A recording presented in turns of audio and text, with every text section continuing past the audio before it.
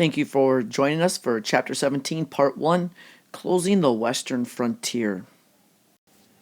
In what was once known as the Great American Desert, the Great Plains of the United States was once looked at as being uninhabitable and really just had to be crossed to try to reach further destinations like California, Oregon, and Salt Lake City. But after the Civil War, with an increase in technologies and economic opportunities, as well as the desire to look for gold and silver, there seemed to be kind of a race to settle this region as more land was opened up to farming and cattle ranching. But all this expansion also led to conflict with natives. These are all things we'll be looking at in these lessons. Probably more than anything else, the completion of the Transcontinental Railroad helped the U.S. conquer and settle the West. As railroads truly became America's first big business, it drastically cut the time it took to get from the East to the West Coast. Whereas prior to 1860, getting from New York to California would take up to half a year, not to mention all the dangers that one would experience, like Native American attacks, bad weather, robberies, and even attacks from wild animals. But with the completion of this railroad, it lowered the time it took to cross the nation to just 1 week. And today, with planes, it's just 7 hours. Now, how did this railroad get built, you ask? Well, you see, with the outbreak of the Civil War and there being no Southern representatives in Congress, the North was able to pass the Pacific Railroad Act, and Lincoln signed it in 1862. This act established funding to build a transcontinental railroad, which would eventually lay 1,800 miles of track. What happened was that two companies took to the task. You had the Union Pacific, which hired Irish immigrants, Civil War veterans, and Easterners, and they started out east in Omaha, Nebraska, and started laying their tracks westward. Then you also had the Central Pacific Railroad, which started out west in Sacramento, California, and they began to move towards the east. But building the railroad was backbreaking and dangerous work. Earning just $28 a day and working 15-hour days, on a good day, they might average 1 mile of track that they put down. Then, for the Central Pacific Railroad, for the Chinese workers, because they were plagued by high costs, they had difficulties getting the material they needed.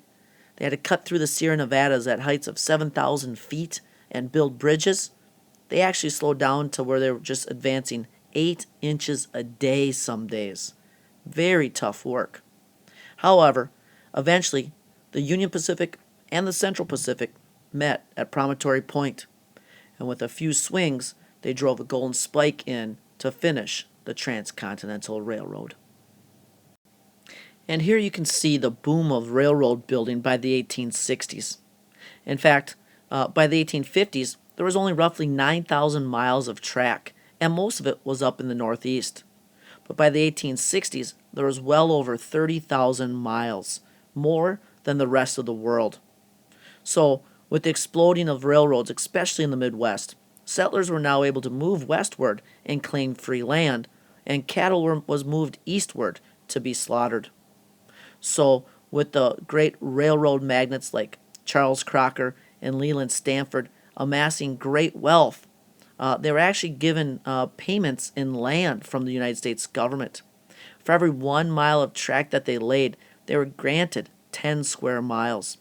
And so they were given so much land that if you total it all up, it's actually larger than the size of Texas. And eventually then, these railroad men are able to sell off their land for more profit.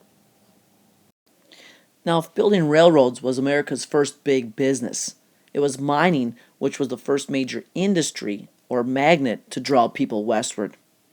Beginning with the California gold rush of 1849, we see hundreds of thousands of people flock westward to try to strike it rich. In fact, California's population in 1848 was roughly 1,000 Americans.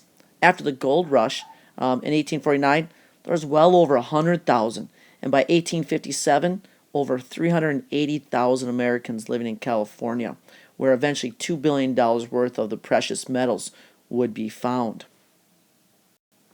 Now, mining often led to a boom to bust cycle where people flocked after hearing of a gold or silver strike. Possibly one quarter to one half of all miners were actually foreign born, coming from Latin America and China. But sometimes those that really got rich were the merchants, people who sold maybe the picks, the pans, opened up a saloon or bar because people were willing to spend their money afterwards. Placer mining was an easy, cheap way of trying to look for gold, but it only kind of scratched the surface and looked in the rivers.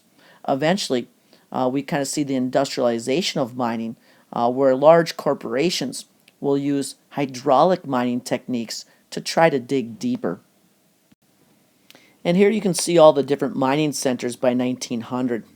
And in fact, what became the largest strike ever was known as the Comstock Lode in Nevada, which over a 20-year period from 1859 to 1879 kind of gave $306 million worth of precious metals, gold and silver.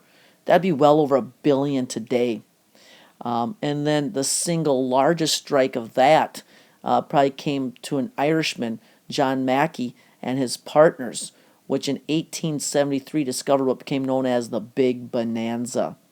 Now, Mackey had failed for 20 years looking to try to strike it rich in California, but here in Nevada, him and his partners did, and he was earning well over $25 a minute to become one of the wealthiest men in the world. Switching gears again, oftentimes when we think of the Wild West, we think of the cowboy. As Hollywood and books oftentimes romanticized their way of life, the reality is it was often a rough and dangerous way to make a living. And with that, there are many myths about cowboys, whether it be the belief that they always had fistfights or shootouts, that they lived a glamorous life, or that when you see them portrayed in Hollywood, most are white. But in reality, half were actually Mexican or black. The most famous black cowboy is probably Nat Love. And it was actually from the Mexican vaqueros, which means cowboy, that the Americans learned how to be a cowboy. They learned the terminology, how to handle the cattle, the style of dress, and how to move the cattle along the long drives.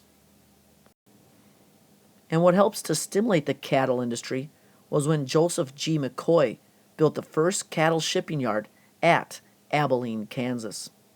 In 1867, roughly 35,000 cattle arrived to be shipped off to the slaughterhouses out east. The next year, in 1868, that rose to 75,000, and by 1870, well over 150,000 head of cattle made that trip northwards. Through the use of extensive advertisement in Texas, cattle that were bought for $4 a head in Texas could be sold in Kansas for $40. And so they'd be marched along these trails like the Chisholm Trail or the Western Trail to these cattle shipping yards. And the cattle that were used were these Texas Longhorns. They were a sturdy, strong breed that could withstand diseases like Texas fever. However, they also had some things that made them kind of tougher to march along these trails. For example, this breed was easily spooked, whether it be a clap of lightning off in the distance or perhaps wolves howling. Anything could maybe set off a stampede, probably the cowboys' biggest fear. And that's why sometimes they actually did sing to their herds to try to soothe their feelings and nerves and try to keep them calm. But for the cowboys, this was very tough work. They had to not only cross rivers, they also had to look out for Native American attacks. They were on call 24 hours a day, 7 days a week for 2 to 3 months. And as they're moving these cattle northwards, it was their job to get them safely to these cow towns. And so this romanticized view of cowboys is really overblown by Hollywood, as it really truly was a very dangerous and dirty job. But by roughly 1874, the cowboy way of life kind of comes to an end as you see the invention of barbed wire by Joseph Glidden, who becomes one of the wealthiest men in America once he starts to market and sell this new invention. And what it did was it enabled farmers to kind of fence off their land very cheaply, which cut the paths for these herds of cattle to be moved. And it took away their grazing lands and pastures as they kind of made that trek northward. And so with the beginning of kind of the more of a farming way of life, we see the end of the cowboy way of life. But we'll take a look at further issues out west in our next episode.